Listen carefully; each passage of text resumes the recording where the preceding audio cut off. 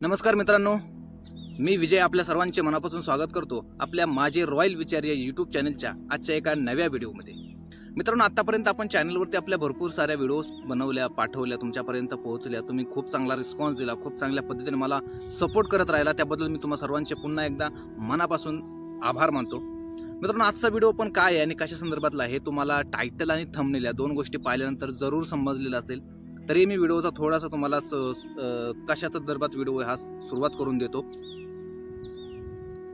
मित्रांनो, आपण पाठीमागे एक व्हिडिओ बनवला होता गौतम भैया काकडे देशमुख यांनी ज्यावेळेस बैलगाडा क्षेत्रातून मी निवृत्ती घेते अशी घोषणा केली आणि त्याच्यानंतर एकूणच सर्वीकडे त्यांच्याबद्दल तुम्ही भैया निर्णय मागे घ्या म्हणून अनेकांनी त्यांच्याविषयी बोललं गेलं. परंतु भैयांनी तो निर्णय मागे घेतलेला तर नाही, परंतु काल त्यांचा जो अत्यंत लाडका बैल ट्रिपल हिंद केसरी सर्जा या बैलाची त्यांनी विक्री केली किंवा या बैलाची एका अत्यंत बैलगाडा प्रेमी आणि बैलगाड्यावरती जीव ओळून टाकणाऱ्या एका व्यक्तीनं त्याची ती खरेदी केली.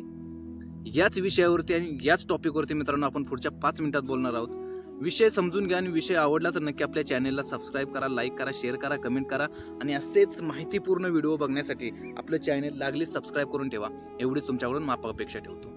मित्रांनो, गौतम भैया काकडे देशमुख यांनी ज्यावेळेस निवृत्तीची घोषणा केली त्यावेळेस अनेकांनी सांगितलं की भैया तुम्ही निर्णय मागे घ्या, परंतु भैयांनी तो निर्णय मागे घेतला नाही, तो निर्णय कंटिन्यू केला आणि त्यांनी त्यांच्या बैलाची ज्या पद्धतीनं काल आपण पाहिलंच असेल की एका वेगळ्या म्हणजे एका उत्तुंग म्हणतो नाही का आपण उत्तुंग शिखरावरती असताना किंवा बैलगाडा क्षेत्रामध्ये सर्वात नावाजलेलं नाव असताना किंवा बैलगाडा क्षेत्र जवळून पाहिलेलं असताना सुद्धा या एका हरहुन्नरी व्यक्तिमत्वानं यातून एक्झिट घेणं हे खरंच खूप थोडं नर्वस होण्यासारखं होतं. पण मित्रांनो, शेवटी भैयांच्या सुद्धा आत्मसन्मानाचा, त्यांच्या सुद्धा स्वाभिमानाचा, त्यांच्या सुद्धा प्रामाणिकपणाचा विषय होता आणि यात जर कॉम्प्रोमाइज झाला असं तर अनेक भैयांवरतीच ज्या लोकांनी हे सगळं करायला भैयांना प्रवृत्त केलं त्या लोकांनी अनेक उद्या यांच्या विरोधात असंच सांगितलं असतं की भैयांनी नुसता स्टंट केला, नावासाठी असं केलं आणि या सगळ्या गोष्टींना कुठेही बोलायला जागा उरू नये म्हणून भैयांनी त्यांचा निर्णय बदलला नाही. शेवटी या निर्णयाला सुद्धा तुमचा मनापासून सर्वांचा पाठिंबा असला पाहिजे, कारण शेवटी माणूस करतो ते सगळं आपल्या स्वतःच्या आत्मसन्मानासाठी, स्वाभिमानासाठी आणि प्रामाणिकपणे करत असतो या सगळ्या गोष्टी. आणि हे सगळं करत असताना सुद्धा जर या लोकांचं असं टोचणं बोलणं असेल किंवा अशा गोष्टींमधून भयांवरती नेहमी आरोप करणं असेल तर कुठेतरी माणसाला मन खचतं आणि मग आपल्यामुळे जर असं बैलगाडा क्षेत्राला जर असं वेगळं वळण लागणार असेल तर मीच या क्षेत्रातून बाहेर पडतो, तुम्हाला ज्या पद्धतीने हँडल करायचे तसे तुम्ही करा, असं भैयांनी स्पष्टपणे सांगितलं. मित्रांनो, मूळ मुद्द्याकडे येऊया, मूळ विषयाकडे येऊया. तर गौतम भैया काकडे यांचा ट्रिपल हिंद केसरी सर्जा हा फक्त काही एक बैल किंवा एक आहे घरचं म्हणून सांभाळण्याचा असं काही विषय नव्हता. तो बैल सध्या टॉपचा बैल होता.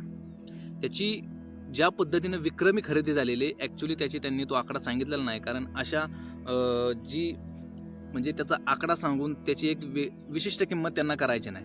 जे घेतलंय, जे रणजित निंबाळकर सर आहेत फलटणचे, बकासूरचे अत्यंत म्हणजे आपण म्हणू का नाही म्हणजे ज्या पद्धतीने आम्ही लोक त्यांना बकासूरला अटॅच झालो तसेच ते सुद्धा झालेले आहेत. फक्त त्यांचं व्यक्तिमत्व जरा उत्तुंग आहे, म्हणजे मोठं व्यक्तिमत्व आहे. आम्ही थोडं छोट्यामधून येतो आणि ते जरा मोठे आहेत.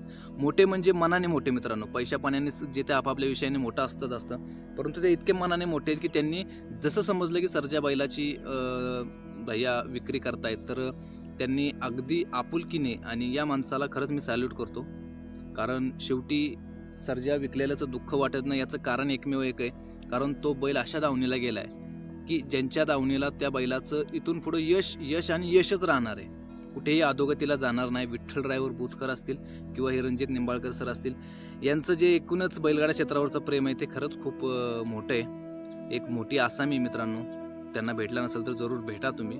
भेटल्यानंतरच माणसं वाचता येतात. कसं असतं, बाहेरून फक्त माणसाचा कोणीतरी काहीतरी स्टँडअप घेते, काहीतरी भेटल्यानंतर माणसांचं महत्त्व कळतं. मित्रांनो, सर्जा बैलाबद्दल खरंच अनेक त्याच्या चाहत्यांना वाईट वाटलं असेल, पण मला एकच सांगायचं, वाईट वाटून घेऊ नका, कारण उद्या जे आपलं थारचं मैदान होणार आहे 31 तारखेचं, त्या मैदानाला बकासूर सोबत सर्जाच असणार आहे आणि बकासूर आणि सर्जा हे दोन बैलांनी नक्कीच थारचं बक्षीस मिळवणार आहे, त्यात काय वाद नाही. आता विषय असा असणार आहे मित्रांनो फक्त की अनेकांना त्यांच्या फॅन्स फॉलोअरला जो काही त्याच्याबद्दल थोडं सॅडनेस आला किंवा थोडा दुःख वाटले की भैयांनी हा निर्णय घ्यायला नको होता, भैयांनी सर्जाला विकायला नको होतं. पण मित्रांनो एवढंच सांगून मी त्यांची एका मुलाखत पाहिली निंबाळकर साहेबांची. त्यातमध्ये त्यांनी असं सांगितलंय की उद्या जरी भैयांनी शब्द टाकला की माझा बैल मला परत मागायला पाहिजे, तरीही त्यांची द्यायची तयारी. मग याच्यावरूनच विचार करा पुढचा मालक किती रॉयल असेल. म्हणजे विषय मित्रांनो दुसऱ्या कुठल्या तरी जाऊन त्यांनी 4 दिवस सांभाळायचा, 4 दिवस पळवायचा, उद्या शर्यतीला कमी वातावरण आलं की विकून टाकायचा, परत तिसऱ्याकडे असलं देणं घेणं करण्यापेक्षा भैयांनी सुद्धा चांगल्याच व्यक्तीच्या हातामध्ये या सर्जाची दोरी दिली, जेणेकरून तो क्षेत्रातच या राहील, बैलगाडा क्षेत्रात रोज राहील. कारण बकासूरचा आपण बघत असतो मित्रांनो, तो नेहमी मला वाटतं कमीत कमी आता त्यांचा आणि मोहिल शेठ धुमाळ बकासूरचे जे ओनर आहेत आणि निंबाळकर रणजित निंबाळकर सर यांचं खूप चांगलं रिलेशन आहे. सो त्याच्यामुळं सतत बकासूर आणि सर्जा एकत्र पळताना आपल्याला दिसेल आणि ज्या पद्धतीने हे सगळी गोष्टी घडून येतील ते पाहायला खूप भारी वाटेल. इथून पुढच्या प्रत्येक मैदानावरती त्यांची जोडी पाहायला मिळेल. आणि चांगला सगळ्यात महत्त्वाची मित्रांनो ही गोष्ट अशी की बैल हा एका चांगल्या दावणीला गेलेला आहे. विठ्ठल ड्रायव्हर बुतकर हे सुद्धा खूप बैलगाडा क्षेत्रावरती प्रेम करणारं नाव आहे. जीवाच्या अगदी आकांतानं म्हणण्यापेक्षा जीवाच्या शेवटच्या स्टेपपर्यंत तो माणूस गाडी मारत असतो, गाडी चालवत असतो, गाडीला विजयी करण्याचा प्रयत्न करत असतो. अशा व्यक्तीच्या दारात जर हा बैल गेला असेल, या व्यक्तीच्या दावणीला जर हा बैल गेला असेल तर नक्कीच आम्हाला आनंद आहे की या बैलाची पुढची वाटचाल उत्तुंग असेल. शेवटी भैयांना एकच मी सांगू इच्छितो म्हणण्यापेक्षा माझा एक सल्ला आहे की भैया खरंच तुम्ही बैलगाडा क्षेत्रासाठी खूप काय केले. जरी तुम्ही आज तुमचा एक बैलगाडा मालक म्हणून जरी या क्षेत्रात नसला तरी बैलगाडा शौकीन, बैलगाडा प्रेमी आणि एकूणच सर्व बैलांवरती जीवापाड प्रेम करणारा एक व्यक्तिमत्व म्हणून तुम्ही नक्कीच या शर्यतीला तुम्ही मार्गदर्शन करा. कारण तुमच्यासारख्या माणसांची खरंच गरज आहे. तरच हे क्षेत्र टिकणार आहे, ना ते पोराशोरांच्या हातात दिल्यानंतर या क्षेत्राचं खेळणंच होणार आहे. आणि ही आपली संस्कृती ही संस्कृती असते, तो खेळ नाही. त्याचा खेळ झाला की त्याचा बाजार होणार, बाजार झाला की ते विकलं जाणार. संस्कृती ही कधी विकली जात नाही. संस्कृतीला हा नेहमी आणि नेहमी तुमच्यासारख्या माणसांची झालर हवीच असते. तुम्ही या क्षेत्रावरती जीवापाड प्रेम करा. आणि मित्रांनो सगळ्यात महत्त्वाची गोष्ट म्हणजे उद्याचं जे थारचं मैदान होणार आहे 31 तारखेचं मंगळवारी मैदान आहे त्या मैदानाला बकासूर आणि सर्जा यांची जोडी नक्कीच पाहायला मिळेल आपल्याला. त्याचबरोबर बाकी सर्व बैलगाडा मालकांना आणि बैलगाडा प्रेमींना, बैलगाडाच्या सर्व माझ्या लाडक्या बैलांना मनापासून शुभेच्छा. थारच्या मैदानासाठी तुम्हाला सर्वांना ते मैदान जिंकावं आणि चांगली बक्षिसं घेऊन तुम्ही तुमच्या आयुष्यातल्या अनेक गोष्टींचा नक्कीच उलगडा करचाल एवढीच माफक अपेक्षा ठेवतो. आणि एवढं बोलून आपले 4 शब्द थांबवतो. माझं 4 शब्द तुम्ही ऐकले असतील तर मनापासून आपल्या चॅनलला लाईक करा, शेअर करा, कमेंट करा, चॅनल सबस्क्राईब करा. धन्यवाद.